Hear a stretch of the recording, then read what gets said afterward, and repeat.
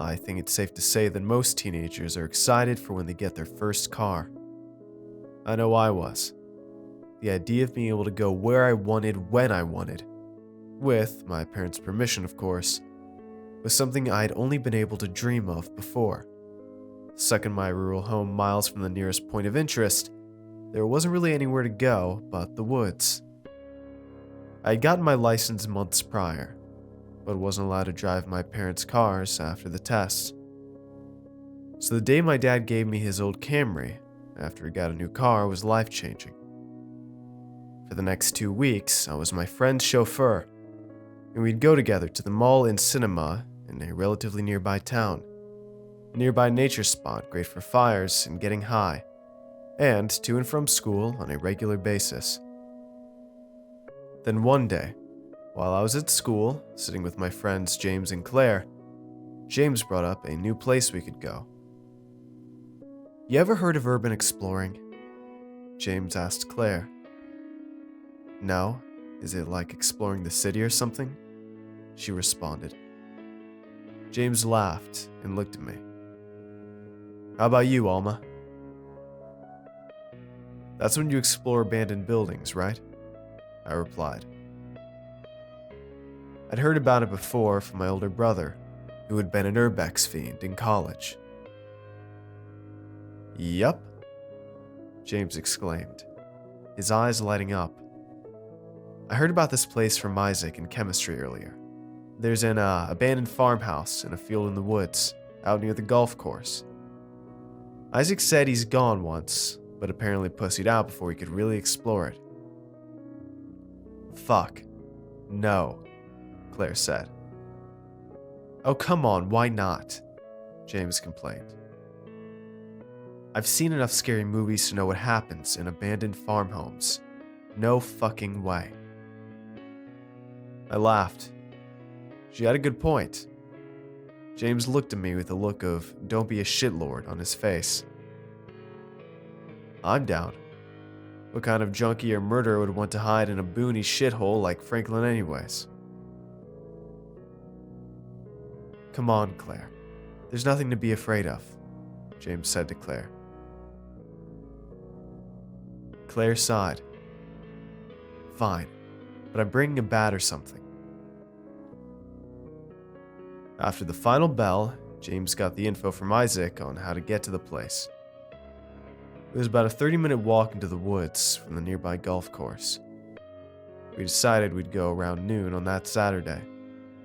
We'd all tell our parents that we were going to be at the mall for a few hours and catch dinner and a movie after, so we'd have plenty of time to explore. James and I were excited. Claire, less so. But I could tell part of her wanted to go. She just enjoyed being stubborn.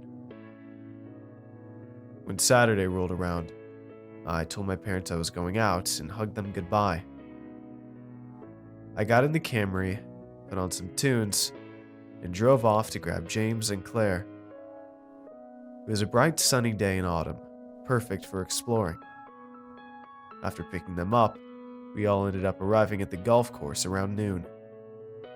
The air was stale and cool, and the sound of dry leaves scraping against each other and the wind filled the atmosphere as we made our way through the woods. There was no clear path through the forest that would lead to the abandoned farmhouse, but there were obvious markers, like gnarled trees or cracked boulders that helped lead the way. Isaac had gotten a map from the older kids he had learned about the place from, and had passed it on to us. As we followed its directions, I felt eager to explore my first abandoned house. I knew my brother would be proud to hear I'd gone on my first urban exploration. "Are we almost there?" Claire asked. "Yeah, only a few more minutes probably. I think I can see a clearing in the distance," James replied.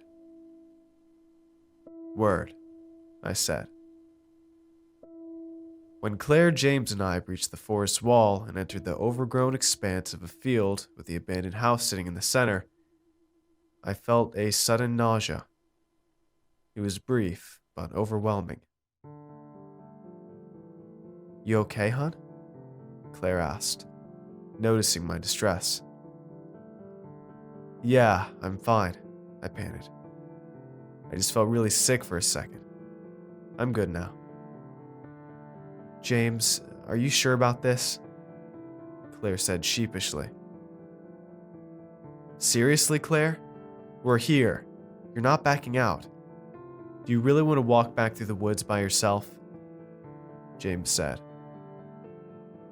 He turned towards the house and began walking through the tall waves of grass. Claire sighed in exasperation and gripped the tape-up Louisville Slugger she was carrying. Wait up! The three of us made our way through the field to the wraparound porch that had clung to the sides of the large wooden building. Its windows were boarded up from the outside, and the front door stood ajar, slamming about in the wind. The place was in poor condition, but still stood seemingly strong.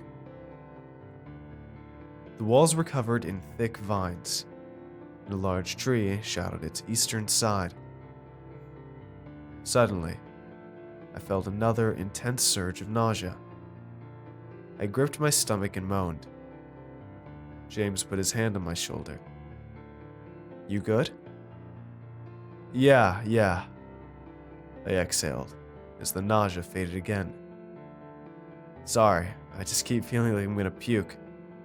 I want to keep going though. I walked up the steps of the house as James and Claire followed.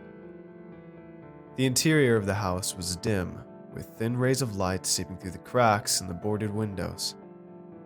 Leaves crunched under our steps as we wandered around the parlor, looking at dusty old picture frames and broken furniture. The place looked like it had been abandoned in the 60s. Its old floors creaked beneath my feet as I examined a photo of an attractive young man standing with his parents.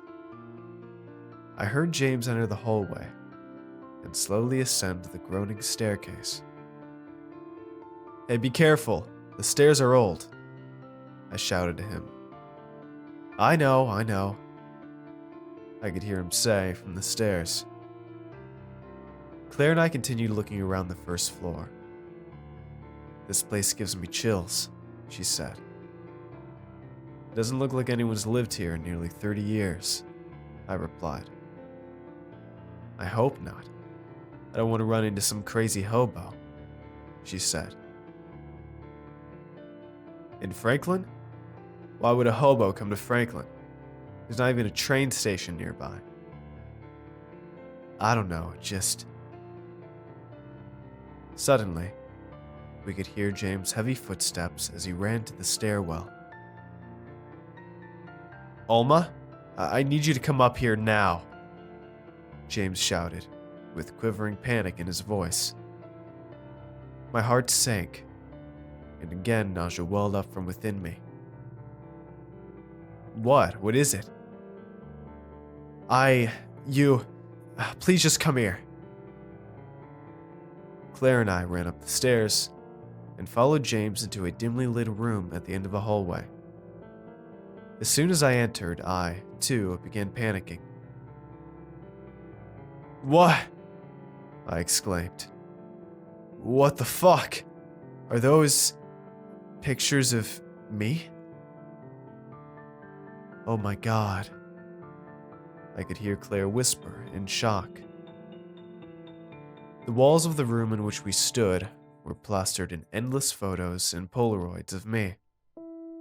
They were all candid shots from various points in my life. Baby photos through my parents' windows, pictures of me swimming in my neighbor's pool when I was in kindergarten, photos of my family and I eating dinner at a restaurant in Disney World, pictures of me sleeping in my room. Whoever took these photos had been following me for years, even to places I traveled. Short phrases like love you and want you and need you were written on the collage of photos in lipstick. Strewn about the floor were things of mine that had gone missing over the years. Stuffed animals, baby spoons, sippy cups, training bras, socks, earrings, and so forth. I was overwhelmed with a sense of dread that permeated my whole existence, haunting me to my core. That's when the door slammed shut downstairs, followed by heavy footsteps through the hallway. James, Claire, and I all began shouting over each other in our panic. The only way out was back down the stairs, but we could hear the footsteps begin to climb to the second floor. "Close the fucking door!" I shouted over James and Claire's frightened clamors. Claire sprung into action and slammed the room's door shut, James running over to a heavy wooden wardrobe, which he then shoved in front of the doorway. "We have to get the boards off the window," Claire yelled as the heavy footsteps in the hallway approached the room. James and I immediately ran to the window and began kicking the rotten boards until they tumbled down the slanted roof of the porch. The room began to shake as whoever was on the other side of the door began to bang on it with intense ferocity and rage. As soon as there was an opening big enough to climb out of, I shouted, "Go, go!" And we all jumped into the roof of the porch. As the three of us jumped from the roof onto an old rusted truck and onto the ground, we heard the wardrobe crash to the ground and the door slam open. I didn't turn back to look.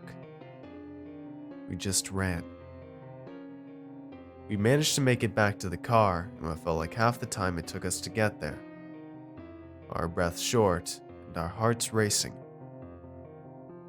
I unlocked the car and we all jumped in, locking the doors behind us and speeding off. "We're going to the police, right now," I exclaimed. No one argued with me. They stayed silent as we hurried to the police department. Somehow, in our haste to get out, Claire managed to rip 3 photos off the wall that were clear creep shots. These were invaluable in getting the police to believe our story. We gave them the map, and 2 officers went off to investigate. We waited at the station, all of us in shock, but particularly me. It was like my life had changed in an instant. I'd had some sick fuck following me, observing me, and admiring me for years with some sick obsession and unclear end goal. Strange sounds at night I had heard in the past. Weird scratching on my window. Things I had put off as coincidences, or typical sounds for a rural home, suddenly seemed much more sinister. I was shaking in my seat as we waited for my parents to come and for the cops to find the house. The cops radioed back that a large fire was spreading through the woods near where the clearing was on the map we had given them. The burning was successfully controlled, but the abandoned farmhouse was eradicated in the inferno. There was no evidence left, no leads to follow. My family believed me and had seen the photos Claire had taken from the room. So, we packed up and moved closer to my mom's family, a few states away not long after. I began seeing therapists for the trauma of what I had seen, but even with their help, my incessant fear remained. I was always looking over my shoulder and making sure to draw the shades in every room I was in, regardless of what floor it was on.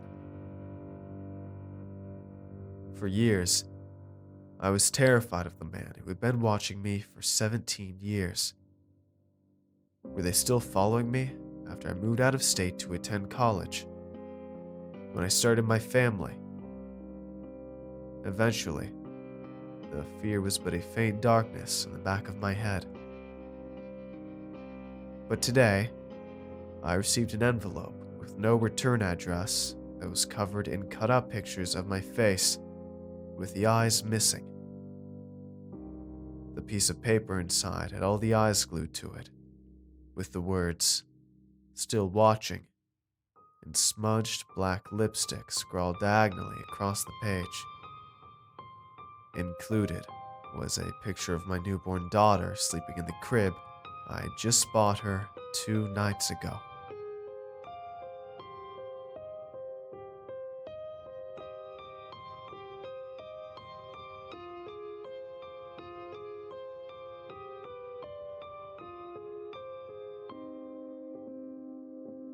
Hey everyone, I hope you enjoyed today's video. If you want to see more, let me know in the comments below, and tell me what you thought of this narration. Make sure to follow me on Twitter for updates, and if you'd like to get early videos, shoutouts, and much more, I'd appreciate it if you check out my Patreon page. It's a place where you can help support my channel while getting awesome rewards in the process, and every pledge helps out a ton, no matter the size. So if you'd like to see all the rewards I offer and consider becoming a patron, it'd mean a ton to me if you'd click the link in the description and just check it out. And don't forget to show some love to the amazingly talented authors who make these narrations possible. Have a good night, everybody. Cheers.